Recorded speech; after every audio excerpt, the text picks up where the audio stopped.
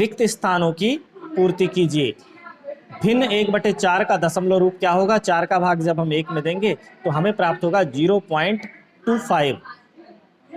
0.25 हमें प्राप्त हो जाएगा।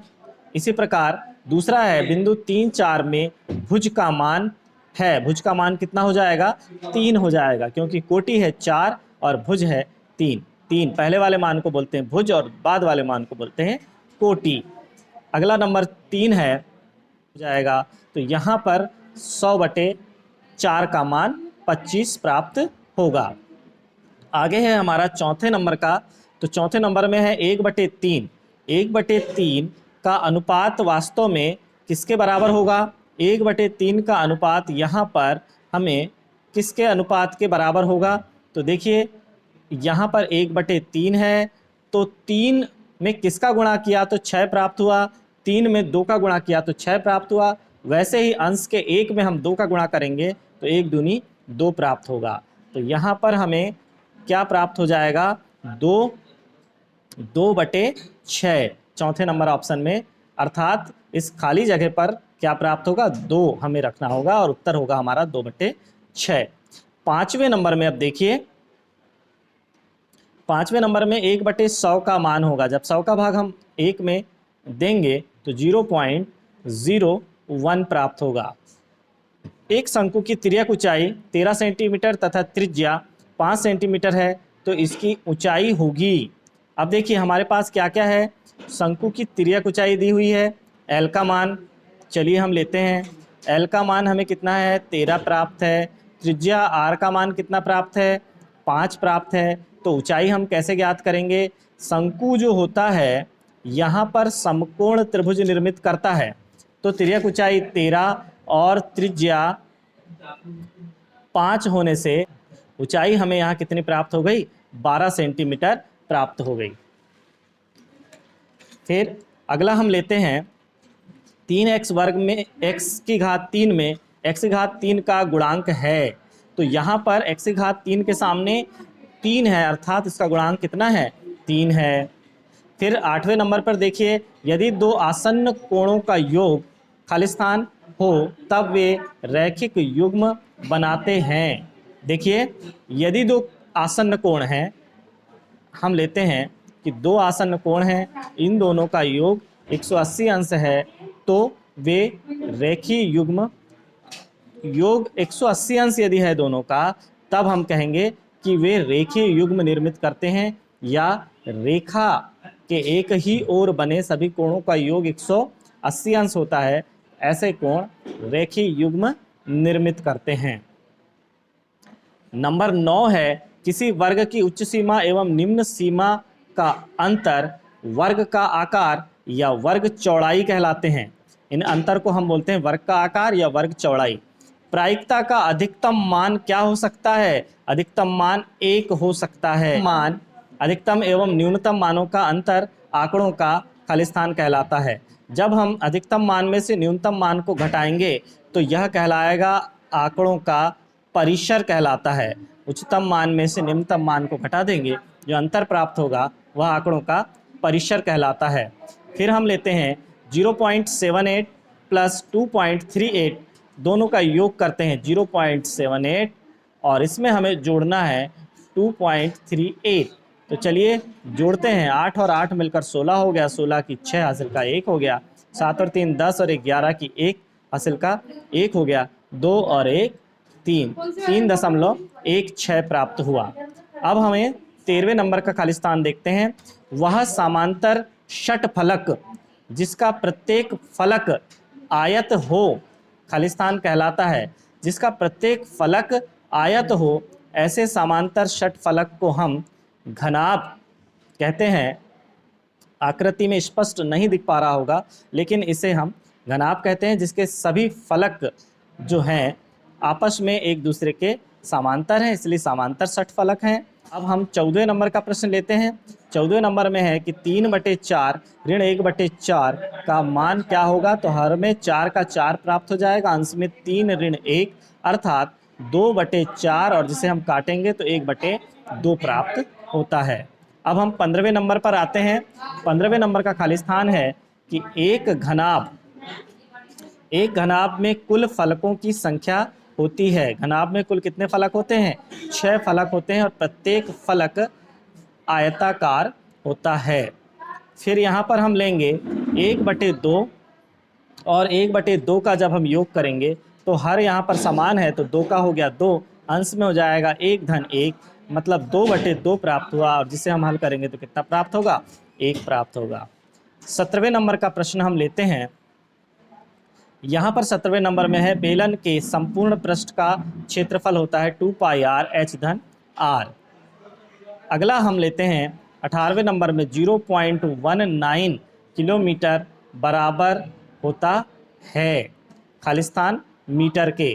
तो 0.19 किलोमीटर में जब हमें पता है कि 1000 मीटर का 1 किलोमीटर होता है, हम 1000 का गुणा कर देंगे। 1000 में 3 शून्य होने के कारण संख्या 3 अंक दाईं ओर खिसक जाएगी और हमें प्राप्त होगा 190, अर्थात 190 मीटर के बराबर होता है 0.19 किलोमीटर।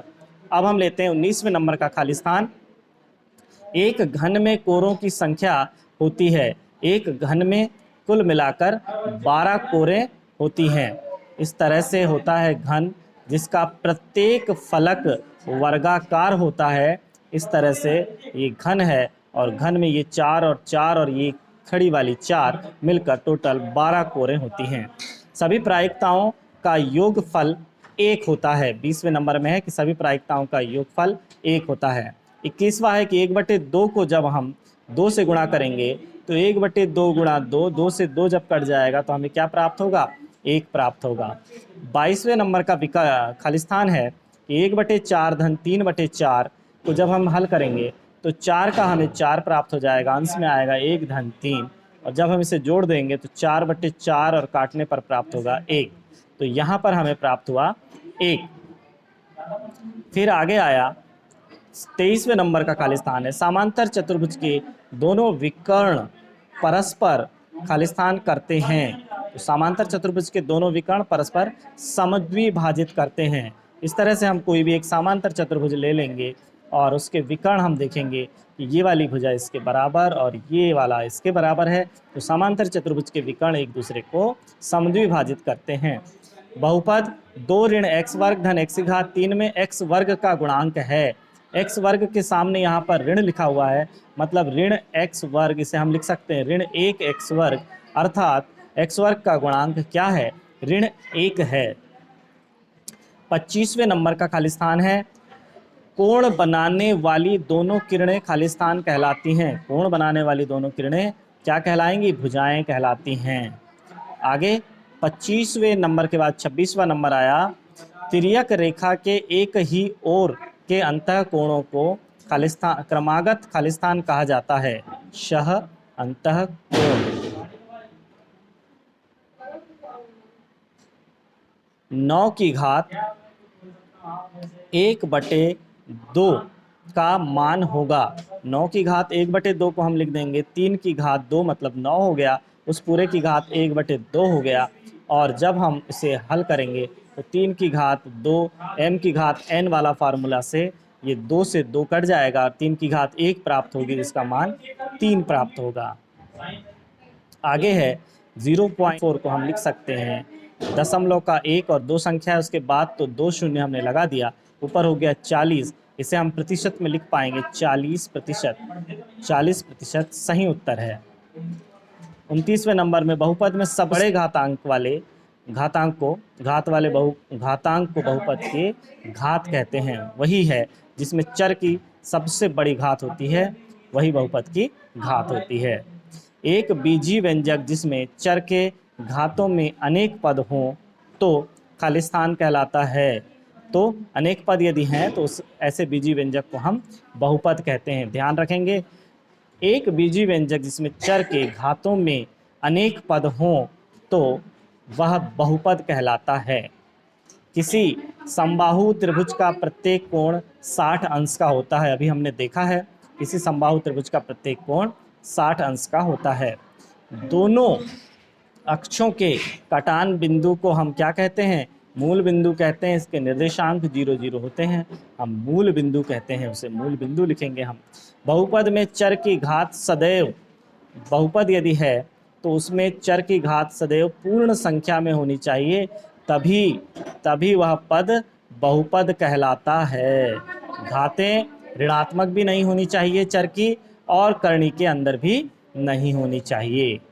अब आगे हम लेते हैं 2 धन 2 भागित 2 बराबर होगा। तो हम इसे हल करते हैं। सबसे पहले हम लिखेंगे 2 धन 2 भागित 2, तो 2 भागित 2 पहले हम भाग को हल करेंगे, उसके बाद भाग को जब हमने हल किया तो 2 में जब 2 का भाग देंगे तो क्या प्राप्त होगा, ये तो 2 धन है ही, और 2 में 2 का भाग दिया तो भागफल 1 प्राप्त हुआ।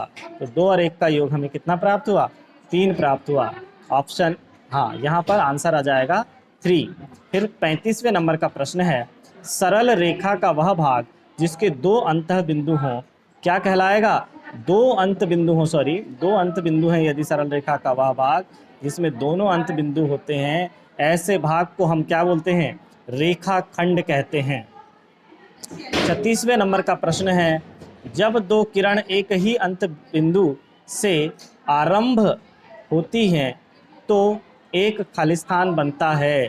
2 किरणों को जब हम एक ही अंत बिंदु से आरंभ करेंगे, ये देखिए एक ही अंत बिंदु ए से प्रारंभ हो रहे हैं, तो यहाँ पर क्या बन रहा है, कोण निर्मित होता है। तो आंसर आएगा यहाँ पर कोण। 37 नंबर का खालिस्तान है, अशून्य अचर पद की घात सदैव होती है। अब अशून्य अचर पद कोई भी ले लिया, चलो मैंने ले लिया यहाँ पर 7 ले लेता हूँ मैं, ये 7 ले लिया, तो यहाँ पर x का गुणा, देखिए अचर पद यहाँ पर चर पद क्या है, x है, उसकी घात कितनी है, 0 है। तो यहाँ पर हम बोलेंगे कि अशून्य अचर पद की घात सदैव 0 होती है। ऋण 1 ऋण 4 किस चतुर्थांश में स्थित है, ऋण 1 ऋण 4, जहाँ पर x का मान भी ऋणात्मक हो और y का मान भी ऋणात्मक हो, तो ऐसे चतुर्थांश को हम बोलेंगे तृतीय चतुर्थांश। तो ऋण 1 ऋण 4 तृतीय चतुर्थांश में है। फिर 1/2 में जब हम 1/2 का ही भाग देंगे, तो भाग को जब हम गुणा में बदलेंगे तो 2 जाएगा ऊपर, 1 आएगा नीचे, 2 से 2 कट जाएगा, कितना प्राप्त होगा, 1 प्राप्त होगा। वैसे भी हमें पता है कि 2 समान राशियों के, 2 समान संख्याओं के भागफल सदैव 1 प्राप्त होता है।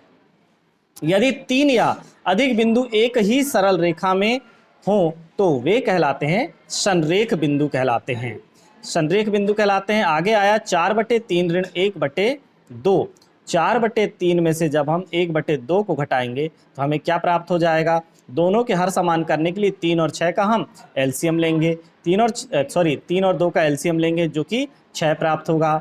3 को 6 बनाने के लिए हमें 2 का गुणा करना पड़ा हर में, तो अंश में भी हम 2 का गुणा करेंगे तो क्या हो जाएगा, 4 × 2 ऋण, ये यहाँ पर 2 है, इसको भी हमें 6 बनाने के लिए 3 का गुणा करना पड़ा, तो अंश में भी हमें 3 का गुणा करना पड़ेगा, तो अंश हो जाएगा 1 × 3। तो हमें प्राप्त हुआ 4 दूनी 8 ऋण 3 एकम 3/6 अर्थात 5/6, 5/6 हमें प्राप्त हुआ। अब हमारा 42वां खालिस्तान है, रेखी बहुपद में चर की अधिकतम घात होती है। रेखी बहुपद में चर की अधिकतम घात कितनी होती है, 1 होती है। सरल रेखा का वह भाग जिसका एक अंत बिंदु हो किरण कहलाता है। यदि एक अंत बिंदु है सरल रेखा में तो ऐसे भाग को हम क्या बोलेंगे, किरण बोलेंगे। ये देखिए ये एक अंत बिंदु है और ये जा रही है रेखा, तो ऐसे भाग को हम बोलेंगे